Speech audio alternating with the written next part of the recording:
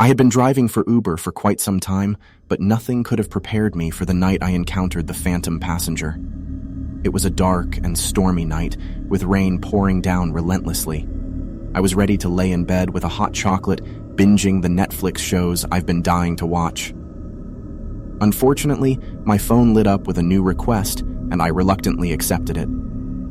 The pickup location was in a remote area, far from the city's hustle and bustle.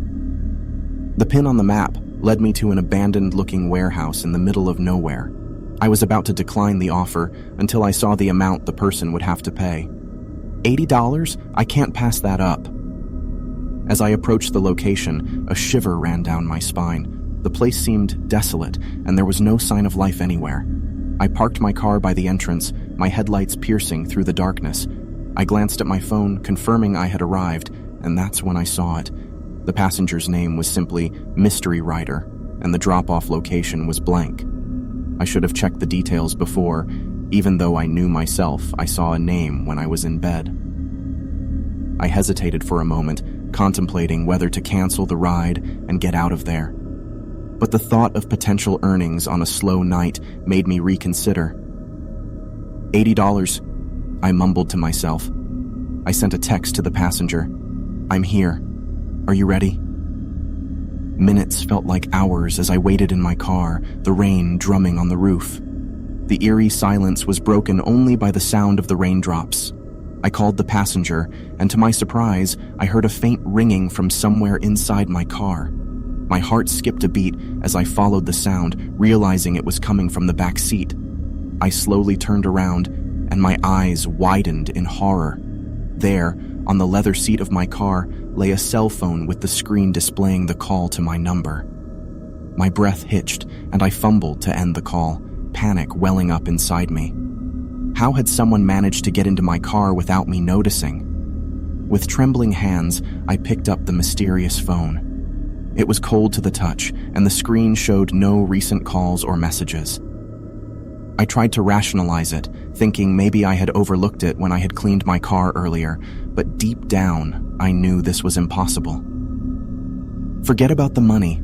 I need to get out of here. I told myself I would easily be able to get more money on my next shift. Fear gnawed at me as I decided to get out of there. I threw the phone onto the passenger seat, shifted my car into reverse, and sped away from the eerie warehouse. As I drove, I couldn't shake the feeling of being watched. Glancing in my rearview mirror, I saw nothing but the empty road behind me. Strange. I could feel a presence behind, but nothing could pinpoint the eerie coldness of the car, even though I turned on the car heating. Suddenly, the reflection in the mirror began to distort. My heart pounded as I watched the figure of a passenger materialize in the back seat. It was a shadowy silhouette, a specter of some kind. I gasped, my grip on the steering wheel tightening. I wanted to scream, to jump out of the car, but my body felt frozen, locked in place. The shadowy figure seemed to be staring at me, even though it had no discernible features. It was as if it were drawing the life out of me with its gaze. "Hi there," it whispered with a twisted grin. As I continued to drive, my mind raced for a way out of this nightmare. That's when I remembered something, the phone I had found in my car.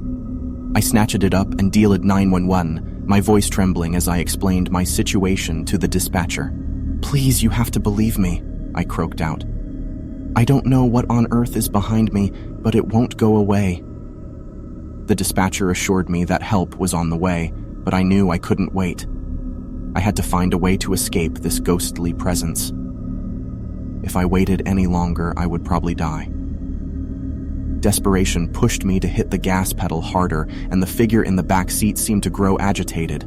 Suddenly, with a bone-chilling whisper that sent shivers down my spine, the figure spoke. "You cannot escape me."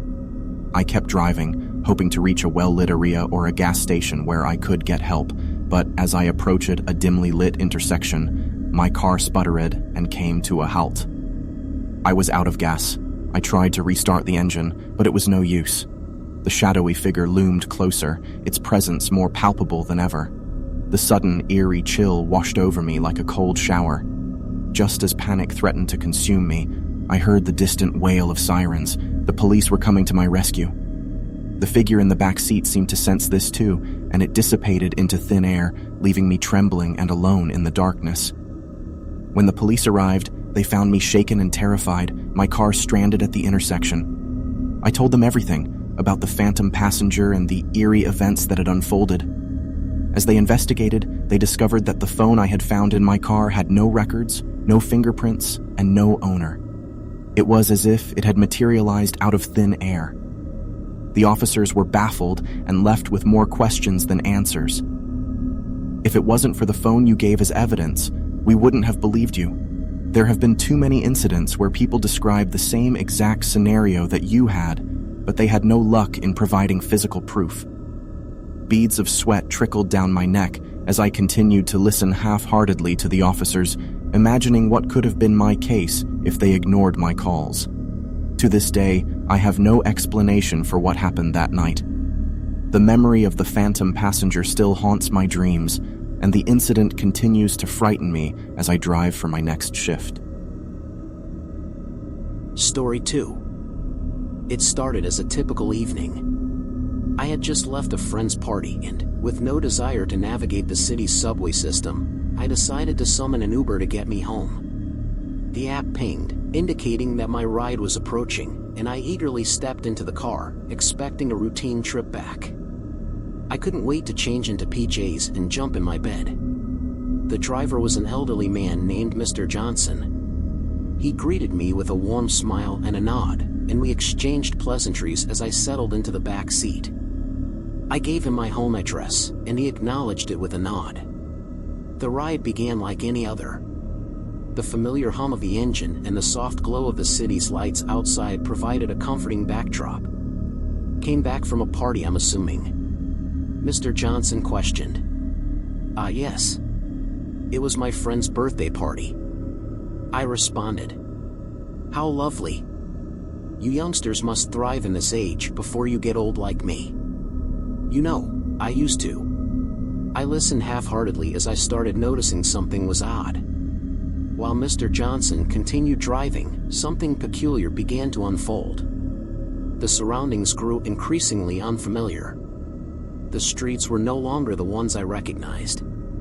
The cityscape had transformed into an eerie, otherworldly landscape. Buildings leaned at odd angles, and the street signs were written in a language I couldn't understand. My heart began to race, and I glanced at Mr. Johnson, who seemed remarkably unfazed by the surreal surroundings. I leaned forward, my voice trembling as I asked, Mr. Johnson, where are we? This isn't the way to my home. He stopped talking and turned to me with an unsettling calmness and said, We've entered a different dimension, my dear passenger. There's no going back now. I couldn't believe what I was hearing. A different dimension? It sounded like something out of a science fiction movie. I thought it was a joke or a misunderstanding, but the bizarre scenery outside and his sudden demeanor change told a different story. Unless you want to get out of this car and die from senseless creatures, I suggest you shut up. A twisted smile crept up his lips and I trembled behind. There was no escape for me now, and I couldn't get on his bad side. Minutes turned into hours as we continued driving through this strange and unsettling world. I tried to make sense of it all, but nothing added up. The landscape seemed like a surreal dreamscape, constantly shifting and changing. My fear and confusion only grew with each passing moment. Finally, unable to contain my panic any longer, I yelled at Mr. Johnson, "This isn't possible. There's no such thing as different dimensions. Take me back right now." Mr. Johnson remained calm, almost serene, as if he had known this was coming. He turned to me and screamed, "What did I tell you about shutting up?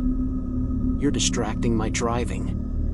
He harshly pushed the brakes as he fully turned to face me. "You are now a passenger on a one-way journey to the unknown. If you really want to be alive and go home to your little mommy, then I command you to be quiet." It wasn't any anger that scared me, it was the sinister look that was etched over Mr. Johnson's face that told me to be quiet. My heart raced in my chest as I held onto my purse, ready for any attack that I might face ahead. Desperation gripped me as I considered my options. I frantically checked my phone, but there was no signal, no way to contact anyone. It seemed that we had truly crossed over into an inexplicable realm beyond the bounds of reality. As we continued to drive through the bizarre dimension, I noticed something even more unsettling. I could see glimpses of other passengers in the car, sitting in the seats next to me. Each one appeared just as bewildered and terrified as I was. It was as if the car had become a vessel for lost souls, trapped in this nightmarish journey. I turned to Mr. Johnson, my voice trembling. What happened to the others? Are they stuck here too? Finally calm from the facade earlier, he nodded solemnly. Yes, they are. We are all passengers in this endless ride. There is no escape. No escape? I thought there was a chance for me to get out of here. It was my turn to yell now. Nope. He continued to respond with an eerie calmness. As you can see the other passengers around you, I have to take you somewhere special. The weight of the situation pressed down on me, and I couldn't help but wonder how many had come before me and how many would come after. The thought of being trapped in this nightmarish journey for eternity was almost too much to bear. But just when I thought all hope was lost, a glimmering sense of hope appeared. We approached a peculiar structure that stood out in this bizarre landscape. It was a massive, ancient-looking door, adorned with mysterious symbols. Mr. Johnson brought the car to a halt in front of it. He turned to me and said, "This is where your journey ends, my dear passenger. You must enter the door." I hesitated, my heart pounding. What awaited me on the other side? Was this the way out, or would it lead to an even stranger place? Summoning all my courage, I opened the car door and stepped out into the unknown dimension. As I approached the ancient door, I could hear whispers in the wind, and the symbols on the door began to glow with an otherworldly light. With a deep breath, I pushed the door open and crossed the threshold. To my astonishment, I found myself back in my own world, standing on a familiar street corner. I turned around, expecting to see the mysterious dimension behind me, but there was nothing. The door had vanished, and the car with Mr. Johnson was nowhere in sight. Did the something special open the door to the other world? I stood there, bewildered and grateful to be back in my own reality. It was a surreal experience, one that I would never forget. As I walked back to my apartment, I couldn't help but wonder about the other passengers who had been on that never-ending ride. Were they still trapped in that strange dimension, or had they found their way out too? Unfortunately, that was something I would never know. Story 3. It had been a wild night out with my friends, celebrating Kyle's birthday at our favorite downtown club. The music was loud, the drinks were flowing, and we danced the night away. But as the night grew late, we knew it was time to call it a night. We summoned an Uber to take us back home safely. There were 4 of us: Kyle, Harry, Jordan, and me. We had used Uber countless times before, and splitting the fare was a routine affair. As we settled into the car, we pulled out our phones and opened the Uber app to confirm the fare split. It was a usual procedure. We'd confirm the split, see the breakdown of the charges, and that would be that. But this time, as we confirmed the fare split, something strange happened. The app displayed an additional passenger that we hadn't invited. Their name was X, and there was no profile picture, just a blank silhouette. Confused, we double-checked the app, thinking it might be a glitch. "There's no way we're paying for another person," Harry grumbled. "No, hold on, it must be a glitch," Kyle responded. But then, a chill ran down our spines. The app refreshed, and suddenly, there was a profile picture attached to this mysterious passenger. It was a blurry image of a sinister-looking figure, their face hidden in shadows, and a menacing grin that sent shivers down our spines. Jordan let out a nervous laugh. "Okay, guys, this is weird. Someone must have hacked the app or something. There's no way an extra passenger is here." I was the first to voice our collective unease. "Yeah, it's probably just a glitch. Let's ask the driver." Our driver, a middle-aged man named Brian, seemed equally puzzled when we mentioned the unexpected passenger. He assured us that he hadn't picked up anyone else, and his face reflected the genuine surprise he felt. Kyle, always the practical one, suggested we contact Uber support to sort out the issue. But before we could make the call, our driver received a message on his own app. He read it and his expression grew tense. "It's from my app," Brian said. "It says to take a detour and pick up the additional passenger, X. It even gives me a specific location." "That has to be impossible," Harry yelled out. "There's literally only 4 of us." We exchanged nervous glances. This was getting stranger by the minute. Brian seemed equally hesitant, but he eventually sighed and said, "I don't know what's going on, but I'll follow the app's instructions. It might be some kind of mix-up." The detour led us down a quiet, dimly lit street that felt like it was taken straight out of a horror movie. We approached a rundown building, and Brian pulled over. According to the app, this was where we were supposed to pick up the mysterious X. Our hearts pounded as Brian parked the car, and we anxiously scanned the eerie surroundings. There was no sign of anyone.